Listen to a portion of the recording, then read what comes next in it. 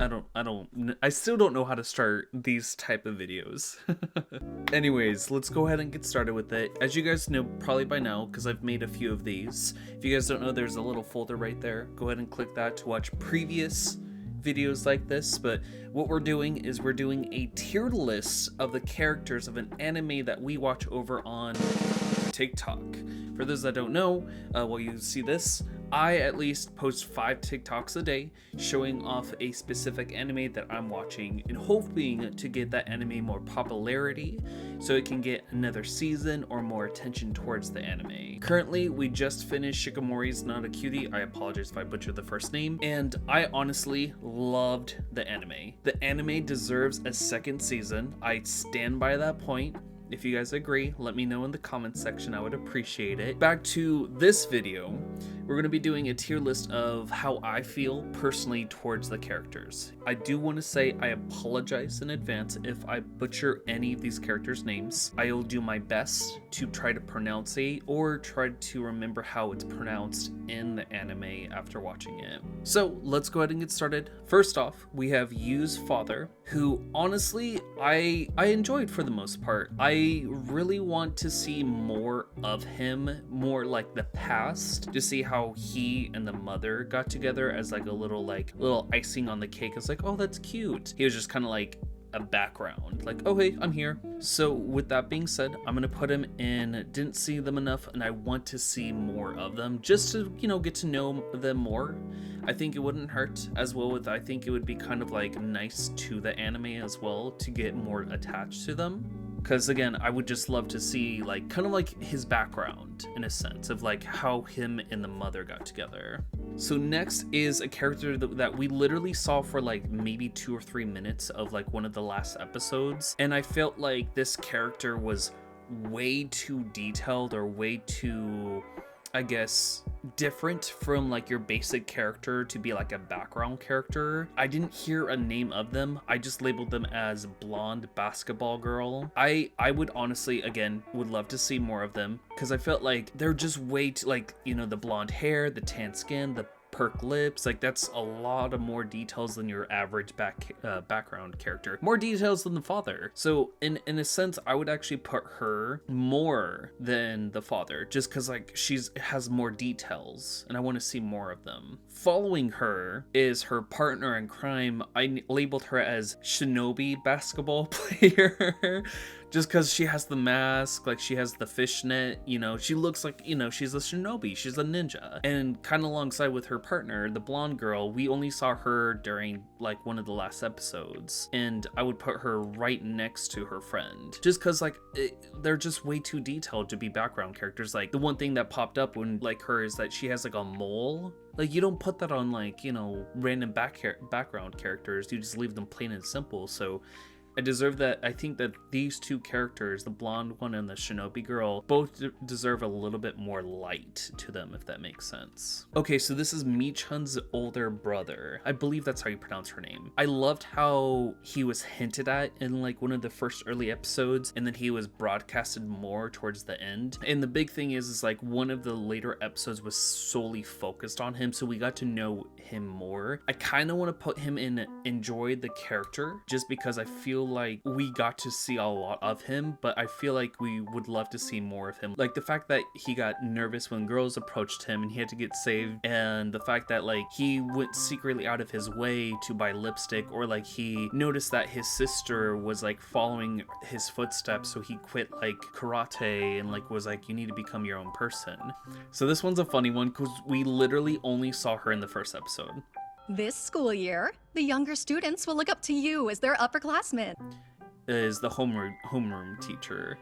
I want to put them immediately, and we didn't see them enough. I want to see more of them solely because the voice actor who voices the homeroom teacher is the same voice actor who voices Hori from Horimiya. And when I first heard it, I was like, oh, that's Hori. Like the brown hair, like maybe it's an older Hori that, you know, like this is like a future event, you know? I think that would be kind of a cool like paradox, you know, mind shift thing. Okay, I personally love this character, Kamiya. We saw her very shortly in the beginning, and then she got more introduced towards the end of the anime. I feel like if there was a second season, we would love to have her more involved, like maybe become part of the friend group, just so that like the big important thing is she gets to express her feelings in a sense. I overall enjoyed this character. I do want to see more of them, but overall, like, I love the character design, the blue hair, the blue eyes. Everyone thinks that she's like this very important person. She's perfect, and literally she's just an average person. Like, she has feelings too. She's not perfect. She cries. So next is Nikozaki, one of the friends in the group, of the main group. I enjoyed her a lot. She's a very interesting character in itself because I have a feeling that she's at least bisexual or lesbian. The reason why I feel that way is because she seems very, very, very attached and closer to the female cast rather than the male cast, if that makes sense. And the way that she got more excited to meet me because she's pretty and all this other stuff, I have a feeling that she is maybe like a closet lesbian or bisexual at least. Another thing is she reminds me a lot of Tomo-chan's mother because of the spiky hair and the attitude a little bit.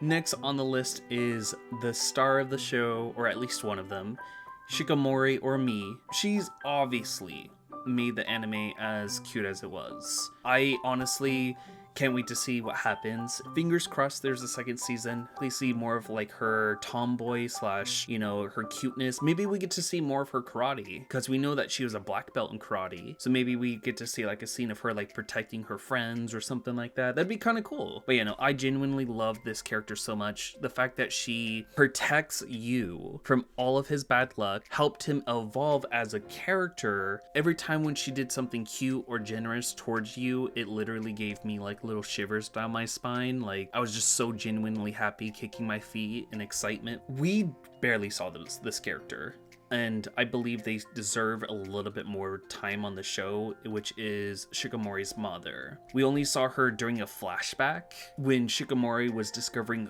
who she is as a person and what her hobbies are or what she wants to be. I genuinely think that we need to see a lot more of her just to find out what Shikimori's actually home background is. We found out that she's not a good cooker. We found out that she's very like clean cut, you know, like if you have a passion, stick with it. You just can't sugarcoat life. You have to push through. And I want to see like how she treats her children, and I would like to see, you know, the overall like home environment for Shikimori. So the next character is one of my personal favorites, which is Yu's mother. I literally loved her so much in this anime because she's just like you. She's klutzy, she is prone to accidents. She seems like she's not as bad luck as you, but no, I genuinely love the humor that she provides, especially when she and Shikimori went cooking and she like was teasing Shikimori.